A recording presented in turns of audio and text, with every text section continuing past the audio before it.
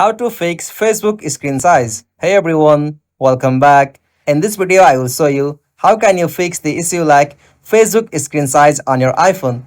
So let's get started. First, you'll have to just check for the updates available for Facebook. For that, open the App Store. From App Store, in the search field, search for Facebook. After you find Facebook and if you find any update option, tap on that update option to update latest version of Facebook on your iPhone. After you update, your problem should be fixed. If you are still facing that problem, you'll have to open settings on your iPhone. From settings, tap on general.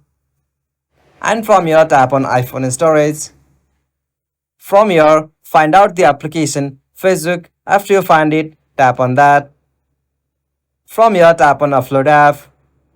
And from here, tap on upload app again. After you upload Facebook from your iPhone, you'll have to again tap on the option reinstall app from there. After you install that app or clear the cache of Facebook on your iPhone, your problem should be fixed. If you found this video helpful to you, please don't forget to give a like and subscribe to our YouTube channel for more quick and short tutorial like this. Thank you for watching this. Have a nice day.